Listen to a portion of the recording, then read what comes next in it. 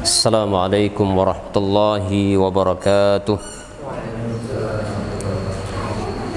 Alhamdulillah nahmaduhu wa nasta'inuhu wa nastaghfiruh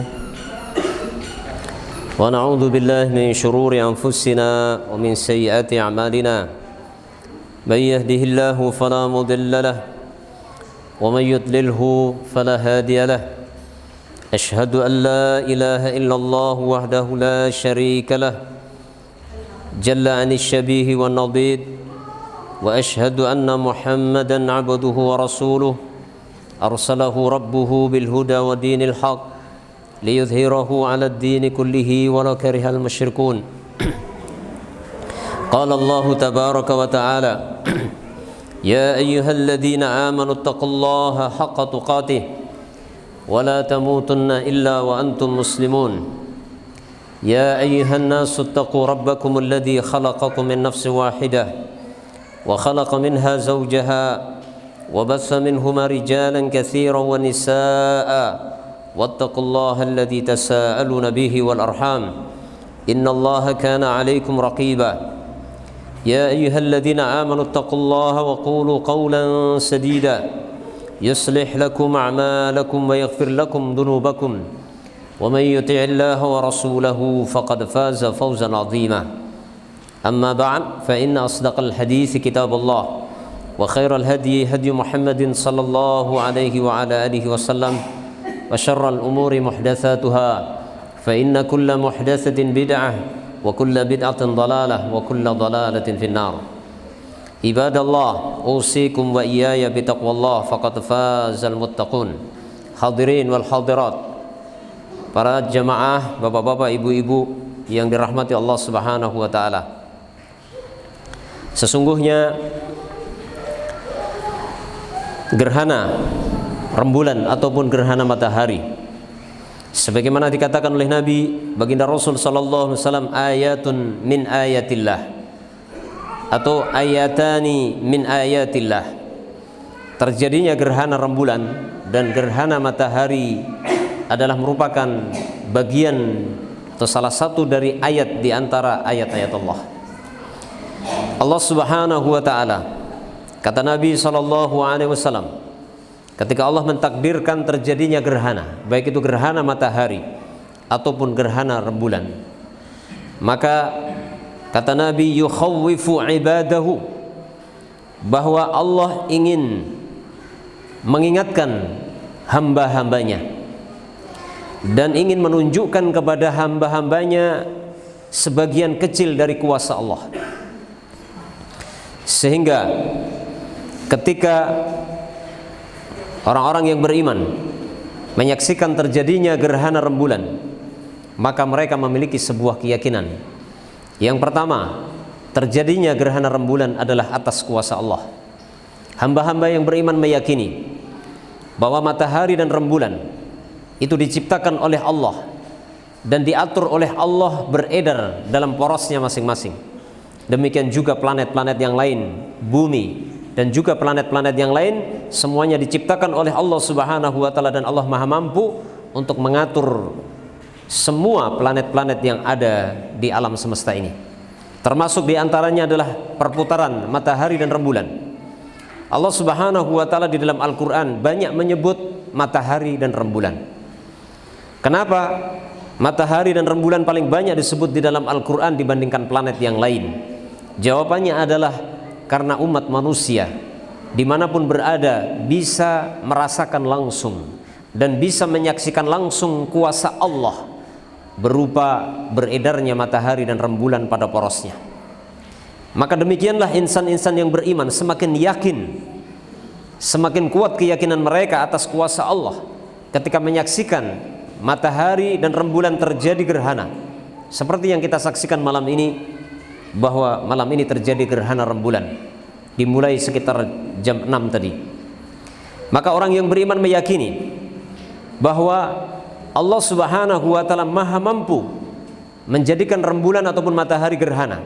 Bahkan di dalam Al-Quran banyak disebutkan nanti Allah Subhanahu wa taala di hari kiamat akan menghancurkan planet-planet yang ada di langit Semua planet, matahari dan rembulan, bumi dan seluruh planet yang lain akan dihancurkan oleh Allah ketika sudah tiba waktunya.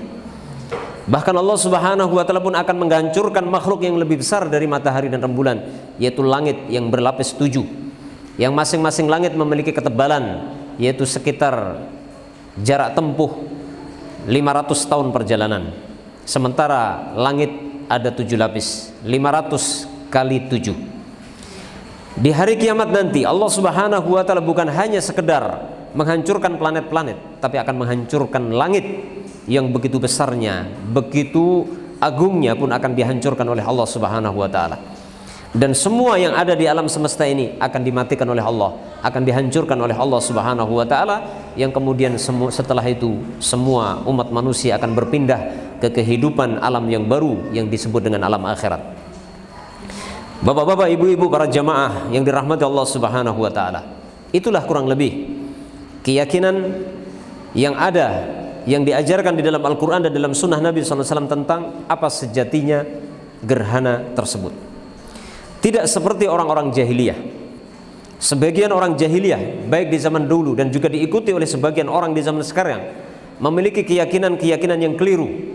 Ada sebagian mereka yang mengatakan bahwa matahari dan rembulan terjadi gerhana karena meninggalnya seseorang atau karena lahirnya seseorang. Maka itu adalah tidak benar. Matahari dan rembulan beredar pada porosnya. Allah atur dengan sedemikian rupa, dan Allah jadikan gerhana tidak ada sangkut pautnya dengan lahirnya anak manusia, dengan matinya anak manusia. Demikian juga ada sebagian orang jahiliyah yang memiliki sebuah keyakinan bahwa matahari dan rembulan gerhana karena ditelan oleh seekor naga atau seekor makhluk yang lain. Maka itu adalah keyakinan yang tidak benar. Akan tetapi sayang, seribu sayang, ada sebagian orang di zaman sekarang pun ikut-ikutan meyakini keyakinan tersebut. Sehingga ada sebagian masyarakat di zaman ini, di daerah-daerah tertentu, di kampung-kampung tertentu, ketika terjadi gerhana rembulan atau matahari, maka mereka ambil perabot-perabot dapur, soblok, ketel, kemudian panci, wajan, kemudian dipukul tangtung-tangtung dengan alat-alat pukul berupa entong, sendok dan lain sebagainya, dengan keyakinan ketika mereka pukul itu benda-benda tersebut, katanya rembulan dan matahari itu akan dilepeh atau dikeluarkan dari mulutnya seekor naga atau buto ijo dan lain sebagainya. Itu adalah keyakinan-keyakinan musyrik, keyakinan-keyakinan kesyirikan, yang secara tidak langsung orang yang meyakini hal itu ingin menjelaskan, seakan-akan ingin mengungkapkan bahwasanya di sana ada penguasa selain Allah yang bisa menguasai matahari dan rembulan, sampai-sampai matahari dan rembulan pun bisa ditelan di dalam mulutnya. Itu adalah keyakinan kesyirikan, warisan orang-orang jahiliyah terdahulu. Maka kita sebagai orang yang beriman, berpegang dengan akidah Islamiyah yang mengacu kepada Al-Quran dan Sunnah, maka dalam Al-Quran dan Sunnah diajarkan bahwa terjadinya gerhana dan rembulan itu atas kuasa Allah. Pertama adalah Allah ingin menunjukkan kekuasaannya, sehingga kita ketika melihat gerhana rembulan harus semakin yakin Allah Maha berkuasa. Jangankan hanya menjadikan rembulan gerhana, Allah nanti Maha mampu menghancurkannya. Allah nanti mampu menggenggam seluruh planet-planet yang ada di langit dan bumi plus matahari. Kemudian juga langit 7 lapis itu akan digulung oleh Allah dan digenggam di tangan Allah Subhanahu wa taala. Jadi itu menunjukkan bahwasanya Allah zat yang maha besar. Adapun makhluk-makhluk yang ada, matahari makhluk yang begitu besar, rembulan makhluk yang begitu besar, itu bagi Allah sangatlah kecil. Apalagi kita sebagai manusia, makhluk yang lemah, makhluk yang sangat kecil. Maka tentunya sudah sepantasnya kita ini menjadi hamba yang lebih rendah dibandingkan matahari dan rembulan. Di dalam Al-Quran ada ayat yang menyebutkan bahwa Allah Subhanahu wa taala dahulu pernah ketika menciptakan langit dan bumi, planet-planet, maka Allah ingin memberikan amanah kepada langit dan bumi. Akan tetapi fa'abauna, akan tetapi langit dan bumi tidak sanggup untuk menerima amanah dari Allah. Akan tetapi manusia menerima amanah Allah, fakanu zaluman jahula. Maka jadilah manusia itu menjadi hamba yang zalim dan bodoh. Langit yang begitu besar, bumi yang begitu besar, ketika diberi amanah oleh Allah tidak sanggup. Akan tetapi umat manusia justru menerima amanah. Bahkan kalau kita lihat di zaman sekarang, umat manusia banyak berlomba-lomba mencari amanah. Banyak umat manusia di zaman ini mencari kedudukan, mencari posisi, mencari kekuasaan yang sebenarnya itu adalah amanah yang sangat berat. Bahkan kalau kita lihat sekarang banyak orang berlomba-lomba mencari amanah umat, berebut bahkan menghalalkan segala cara, seperti memperebutkan kekuasaan, memperebutkan kursi, jabatan dan seterusnya, yang dulu langit dan bumi enggan untuk menerima itu semua. Tapi ada manusia-manusia di zaman sekarang yang justru berebut untuk mendapatkan itu semua. Maka Allah katakan zaluman jahula, menjadi zalim dan menjadi jahul. Bapak Ibu yang dirahmati Allah Subhanahu wa taala. Kemudian yang kedua, hikmah yang kedua ditakdirkannya oleh Allah terjadinya gerhana adalah, kata Nabi, yukhawifu ibadahu. Allah ingin mengingatkan kepada hamba-hambanya bahwa kuasa Allah itu sangat dahsyat, azab Allah itu sangat pedih, kuasa Allah itu sangat besar, agar manusia takut kepada Allah. Takhwifan lahum, Allah ingin menakut-nakuti mereka akan kekuasaan Allah untuk memberikan hukuman, memberikan azab, menghancurkan segala apa yang ada di alam semesta ini. Oleh karena itu dahulu Nabi SAW ketika terjadi gerhana, maka Nabi pun mengumpulkan para sahabatnya di masjid untuk mengerjakan sholat gerhana. Kemudian setelah itu Nabi berkhutbah mengingatkan para sahabatnya agar segera bertobat kepada Allah, agar segera beramal soleh, agar segera sujud kepada Allah dan memperbaiki segala amal mereka. Itulah yang dinasihatkan oleh Nabi SAW, sebagaimana disebutkan dalam banyak hadis. Di antaranya adalah hadis riwayat Imam Bukhari dan Muslim.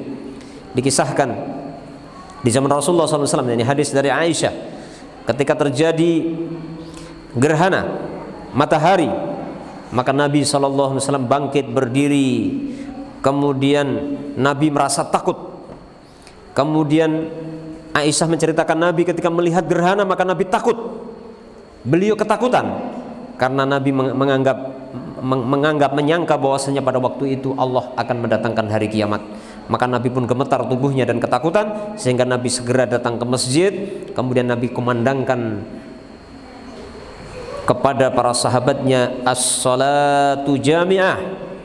Nabi panggil para sahabat kaum muslimin di Madinah, dipanggil dari masjid dengan panggilan as-salatu jami'ah. Salat akan segera ditegakkan. Yang dimaksud adalah salat gerhana. Yang ini menunjukkan bahwasanya Nabi SAW mengajarkan kepada umatnya, ketika terjadi gerhana kita segera kembali kepada Allah. Jangan ditunda-tunda, langsung segera kembali kepada Allah dengan sujud kepada Allah, mengerjakan salat.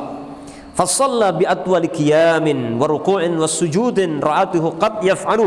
Kata Aisyah, saya melihat Nabi mengerjakan salat berdiri dan rukuk dan sujudnya begitu panjang. Belum pernah saya lihat Nabi mengerjakan salat berdirinya sepanjang itu, rukuknya sepanjang itu, sujudnya sepanjang itu. Belum pernah saya lihat, kata Aisyah. Wa qala hadhihi al-ayatu. Imam sahabat Abi Musa Al-Asy'ari mengatakan, hadhil ayatul lati yursilullahu. Rasulullah SAW bersabda dalam khutbahnya, hadhil ayatul lati yursilullahu la takunu li mauti ahadin wala li hayatihi walakin yukhawifullahu biha ibadah. Kemudian Nabi berkhutbah setelah salat. Nabi berkhutbah, kemudian dalam khutbah itu Nabi mengatakan, ini adalah ayat-ayat Allah. Ini adalah bukti kuasa Allah yang Allah kirimkan kepada hambanya. Bukan karena ada seseorang yang mati, bukan karena ada seseorang yang hidup atau lahir, akan tetapi dengan ayat tersebut Allah mengingatkan hamba-hambanya. Maka kata Nabi, fa idza ra'aitum syai'an min dzalik fafza'u ila dzikrihi wa du'aihi wa istighfarih. Maka jika kalian semua melihat terjadinya gerhana, kalian menyaksikan ada gerhana, maka segeralah kembali kalian berzikir kepada Allah. Segeralah kalian ingat Allah. Jangan lupa. Pada saat kalian melihat gerhana, maka tinggalkan segala kesibukan kalian, segera ingat Allah. Dan segeralah kalian berdoa kepada Allah, memohon ampunan kepadanya. Oleh karena itu dalam khutbah yang singkat ini, para jamaah sekalian, saya mengingatkan diri pribadi saya dan kepada anda semuanya, marilah kita beristighfar kepada Allah. Marilah kita segera takut kepada Allah. Marilah kita beristighfar dan bertobat dari segala dosa-dosa kita.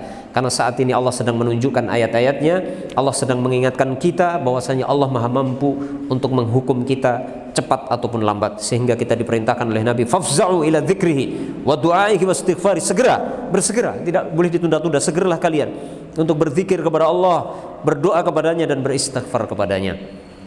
Termasuk bagian dari zikir dan doa adalah mengerjakan sholat gerhana. Karena di dalam sholat terdapat kalimat-kalimat zikir, terdapat kalimat-kalimat doa, dan terdapat kalimat-kalimat istighfar. Oleh karena itu kita berusaha tadi di dalam sholat kita untuk berusaha khusyuk di dalam sholat kita. Kemudian setelah itu maka kata Nabi kita diperintahkan untuk beramal saleh. Apa yang bisa kita lakukan setelah ini? Maka kita beramal saleh, kita perbaiki sholat kita, kita perbaiki silaturahmi kita, kita perbaiki akhlak kita, kita perbaiki ibadah-ibadah kita, kita perbaiki sedekah kita, dan semua amal soleh yang barangkali selama ini masih ada kekurangan segera kita perbaiki, dan kita perbaiki karena kita tidak tahu apakah setelah terjadi gerhana ini apakah Allah akan mendatangkan malapetaka yang lebih besar dari sekedar gerhana, ataukah bahkan akan segera mendatangkan hari kiamat, kita tidak tahu. Maka Rasulullah mengingatkan para sahabatnya untuk fafza'u, segera, ya, segera, bersegeralah berzikir kepada Allah, berdoa dan beristighfar, dan perbaiki amal saleh. Adapun berkaitan dengan salat gerhana, terjadi perbedaan pendapat di kalangan ulama fikih. Sebagian ulama seperti ulama ahli zahir, ya, Al-Imam Ibnu Hazm dan pengikutnya, termasuk Al-Imam Abu Awanah, mengatakan bahwasanya salat gerhana itu hukumnya adalah fardu kifayah. Kemudian membawakan banyak hadis, termasuk diikuti juga oleh Al-Imam Ibnu Khuzaimah.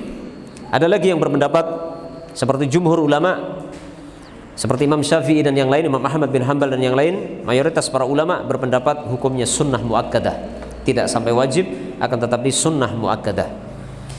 Al-Imam Malik menganggap salat gerhana seperti salat Jum'ah, berarti fardu ain bagi kaum laki-laki, ataupun bagi kaum wanita maka tidak sampai wajib. Ini perbedaan di kalangan para ulama madhab tentang hukum salat gerhana. Akan tetapi Allahu a'lam bishawab, saya pribadi lebih cenderung kepada pendapat jumhur ulama yang mengatakan bahwasanya salat gerhana adalah sunnah muakkadah, karena begitu banyak dalil-dalil yang menerangkan atau mengisyaratkan bahwasanya salat gerhana adalah hukumnya sunnah muakkadah, sunnah yang sangat ditekankan, sangat dianjurkan, dan tidak sampai taraf wajib. Allahu a'lam bishawab. Adapun terlepas dari khilaf, terbebas dari khilaf, maka yang paling aman adalah ketika terjadi gerhana kita berusaha mengerjakan salat gerhana. Entah pendapat yang benar itu wajib ataukah sunnah, maka ketika kita mengerjakan salat gerhana sudah pasti insyaallah kita terbebas dari khilaf. Dan kalau kita ikhlas dalam mengerjakan dan khusyuk, terpenuhi syarat dan rukunnya, insyaallah salat kita diterima di sisi Allah Subhanahu wa taala. Mudah-mudahan baru saja salat gerhana yang kita laksanakan diterima oleh Allah Subhanahu wa taala, dicatat sebagai amal saleh yang nanti akan menjadi bekal kita ketika menghadap kepada Allah Subhanahu wa taala. Kemudian marilah kita tutup khutbah ini dengan memohon berdoa kepada Allah Subhanahu wa taala. Innallaha wa malaikatahu yusholluna 'alan nabi ya ayyuhalladzina amanu shallu 'alaihi wa sallimu taslima. Allahumma ighfir lil muslimina wal muslimat wal mu'minina wal mu'minat al ahya'i minhum wal amwat. Allahumma rabbana zalamna anfusana wa illam taghfir lana wa tarhamna lanakunanna minal khasirin. Allahumma ighfir lana dhunubana wa kaffir 'anna sayyi'atina wa tawaffana ma'al abrar. Allahumma ighfir lana dhunubana wa kaffir 'anna sayyi'atina wa tawaffana ma'al abrar ya rabbal alamin. Allahumma aslih lana dinana alladhi huwa ismatu amrina wa aslih lana dunyana alladhi fiha ma'ashuna wa aslih lana akhiratana allati fiha ma'aduna. Allahumma ij'alil hayata ziyadatan lana fi kulli khair waj'alil mauta rahatan lana min kulli syarr. Allahumma rahmataka narju fala takilna ila nafsina tarfata 'ain wa na'udzu bika min kulli syarr. Rabbana atina fid dunya hasanah wa fil akhirati hasanah wa qina 'adzabannar. Sallallahu ala nabiyyina Muhammadin wa ala alihi wa sahbihi wasallam. Alhamdulillahi rabbil alamin. Assalamualaikum warahmatullahi wabarakatuh.